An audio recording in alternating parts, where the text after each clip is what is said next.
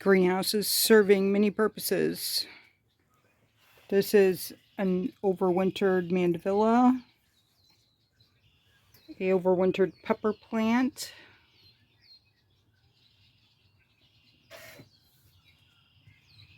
overwintered tropical hibiscus. That's the worst looking one, but it's in the greenhouse, so later it's going to be the biggest and strongest. These well,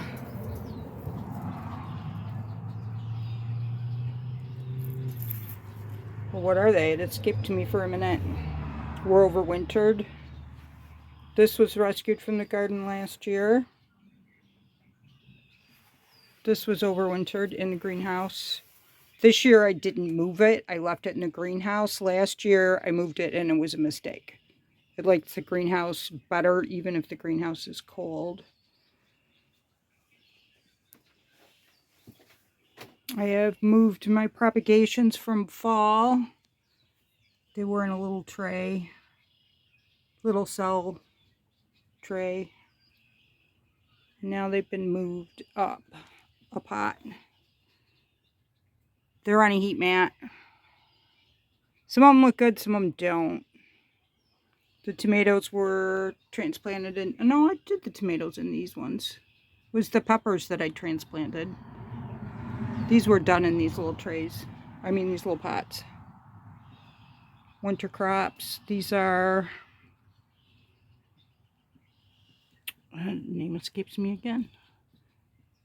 This tomato is a big purple one. Slicer. It was divided. I only really need one. These are the extras. I hate to throw them away this soon because I don't know if something will happen and I'll need them later. Propagations, Russian sage. I wasn't in here yesterday, so it needs watered. What a fig tree. Rooting, cutting.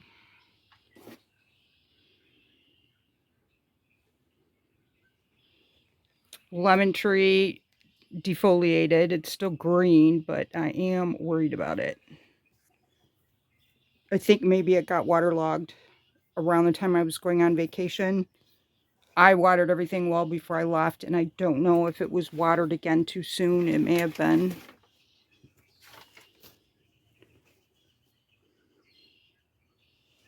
So yeah, many purposes. Oh, peppers down here. They were seated in a milk jug on the heat mat. Look at the color in this. I like to bring my succulents out as early as I can because they color back up when they're outside.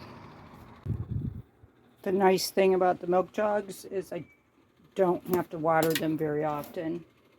When they're on the heat mat, I have to water them a little more often, but I don't think I have any more left in the heat mat. One. There's one in the back. This is greenhouse 2 before I work on it.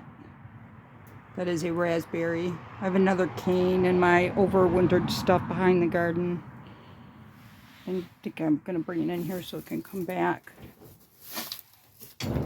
I brought these in just before the cold snap. I was walking around looking at stuff, inventorying or whatever. This won't stretch. But my black lace elderberry propagations aren't very old and they are sprouting. So I'm guessing it's the timing of taking the cuttings.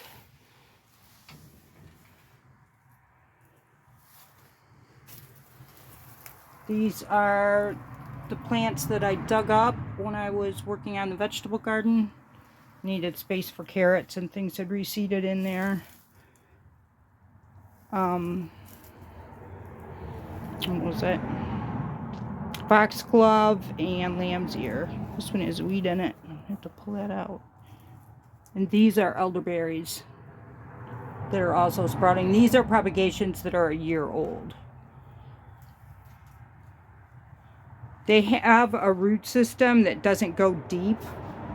They go wide. So it's a good addition to places around the septic where I can't put anything with deep roots.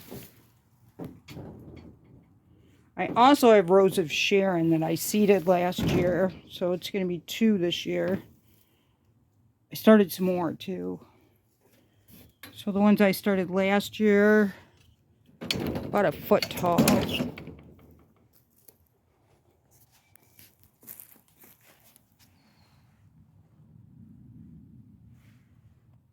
So those also have shallow root systems and can go in places where deep-rooted things can't go, which is this area of my garden. My camera won't stretch, but yeah. This area. I have to put in things that have wide, short roots. I can't put anything with deep roots. I came out here on a day it wasn't raining or snowing. When we got that cold snap, we got a bunch of snow. It was like seriously cold, windy, and we got snow. But I got this finished this week when it wasn't raining. It's always good when you can get one thing done, one thing knocked off your list. And I did the other one before it got cold. So it's all straight across the front of the vegetable garden. Now I have to dig up these Shasta daisies and divide them and make a smaller bunch to put back in here. And maybe move them around the yard. I want space along this trellis to plant, so I want that piece gone. And I don't want them so close to the fence, so I want this piece gone. More towards the middle. They're beautiful, and I do want flowers here, but I'm also going to put extra peppers. And those herbs that I propagated are going in here. And one of those herbs is a bicolored, oh, what is it? Lavender.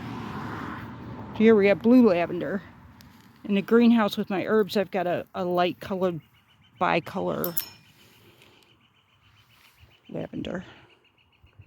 The plant that I got last year in the fall when the places were closing, I don't think survived, but it is in greenhouse 2 in the ground. It can come back if it wants to. What else did I do? I have another project over here.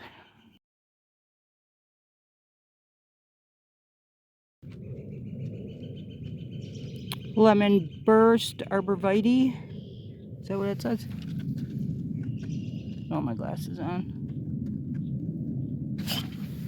Let me take this off because it makes the plant not look good.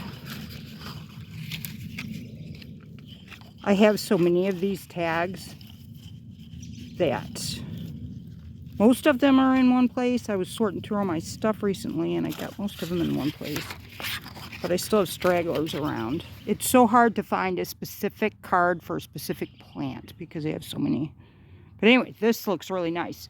It is a nice time of year to plant conifers because there's very little going on.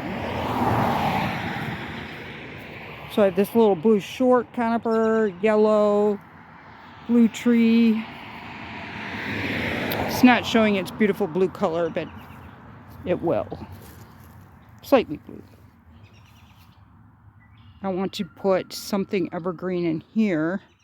Like I said, this is a good time because you can see, I can see where my shrubs and perennials are, but I can also see where the space is and where I need interest year round. I have the clumping bamboo in the back. I think that's all I have that's evergreen. And they're not really green. Somewhat green. I think I need to put some more conifers in this area.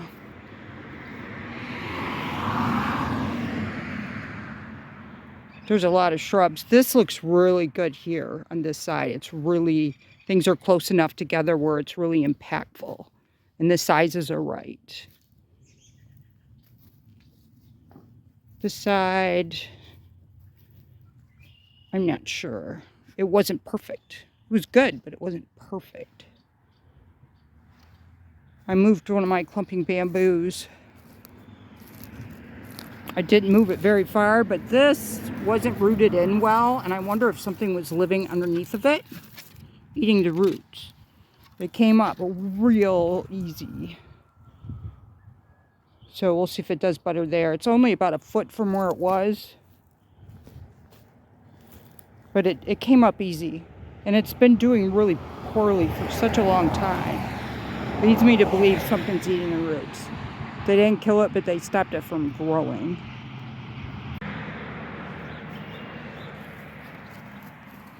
This is new. I bought it in the fall. I put it in recently.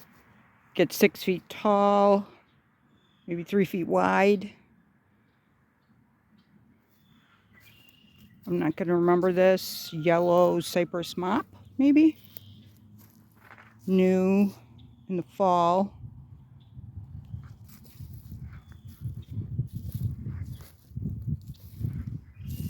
This is an evergreen, but it gets lost where it's at. It doesn't pop. It doesn't stick out. I might move that one, but there's 3, 4. This is a propagation. It just hasn't taken off yet. It's 2 years old, so it might take off in the next year or two. I'm going to have to move that too, I think. But 3 evergreen, 3, 4, if you count the little baby one. Evergreen interest in this garden. So it's coming along. It's getting there. And I'll definitely be buying more conifers if I can before everything's grown again. I have 2 here that I might use where I was showing you, where I need more interest. This gets refinished seasonally. This tree's grown funky from the snow, weight of the snow. But these 2 can be moved into the garden. They're tall and skinny. I don't have the tag in my hand. I can't tell you too much more than that. But tall and skinny, not too tall.